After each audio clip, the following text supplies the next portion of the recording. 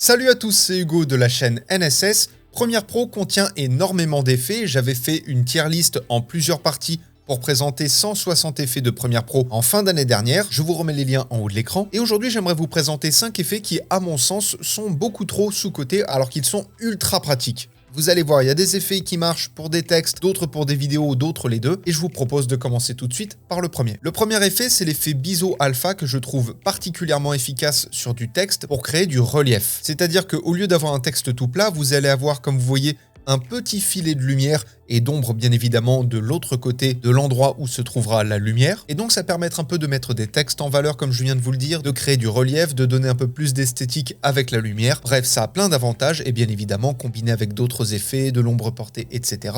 c'est encore mieux. Le second effet que vous ne connaissez très probablement pas, c'est le Composite Uni. Alors le Composite Uni, très concrètement, on aurait pu le renommer filtre, puisque concrètement, l'idée, ça va être d'appliquer un filtre de couleur sur notre image. Par exemple, si je sélectionne une couleur bleue pour faire une image plus froide, voilà, je prends un bleu complètement normal, et ensuite je vais pouvoir venir changer les modes de fusion, donc je vais par exemple passer à ajouter, ce qui va me donner un effet très particulier sur mon image. Alors bien évidemment, on peut changer les modes de fusion en fonction de ce que l'on veut. Par exemple, je me mets sur produit et je vais pouvoir modifier l'opacité de mon composite uni pour donner plus ou moins d'influence à l'effet. Et donc comme vous le voyez, quand on fait un avant-après, c'est comme si j'avais appliqué un filtre pour faire une image plus froide. Et donc tout l'intérêt de cet effet, de l'effet composite uni, réside vraiment dans ce principe de filtre. Allez le découvrir si vous ne le connaissez pas, vous allez voir, c'est hyper pratique. Alors le troisième effet n'est pas tant intéressant pour ce que ça va créer dans l'image, mais surtout vis-à-vis de ce que ça va vous apporter en termes de confort de travail. Les courbes RVB, pour le coup, comme vous le voyez, c'est un effet qui va être extrêmement visuel, où vous allez pouvoir gérer vos 4 courbes de lumière et de couleur.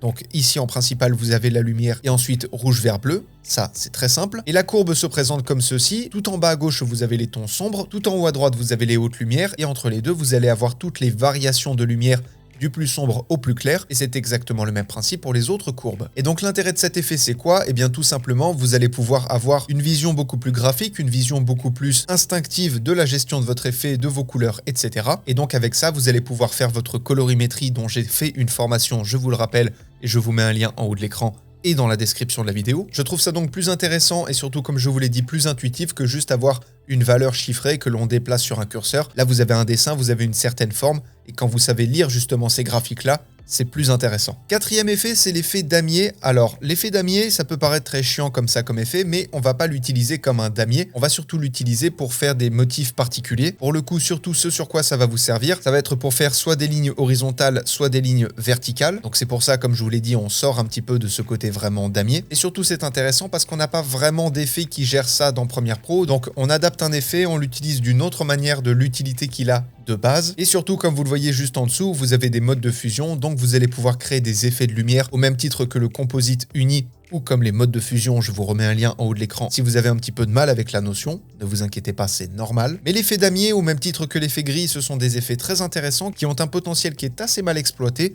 Donc je vous invite à aller le découvrir. Et comme je vous l'ai dit, c'est un effet qui est vraiment sous-coté. Et enfin, un effet que j'aime particulièrement, c'est l'effet Noise HLS Auto, qui va donc vous générer du bruit ou du grain selon les réglages que vous rentrez et surtout qui va vous les animer de manière automatique. Par exemple, je passe le bruit de uniforme à grain, je vais passer la taille du grain de 1 à 5 et je vais augmenter la luminosité par exemple à 5%. Là, comme vous le voyez, du coup, on a du grain dans notre image et quand on lit notre vidéo, on voit que le grain est animé automatiquement. C'est pour ça que le HLS Auto est mieux que le HLS tout court, puisqu'on a de l'animation en moins à faire et la vitesse d'animation, bien évidemment, est réglable. Donc ça a plein d'avantages. Bref, voilà, comme je vous l'ai dit, ce sont des effets sous-cotés que j'aime bien personnellement. N'hésitez pas à me dire s'il y en a que vous ne connaissiez pas dans le lot.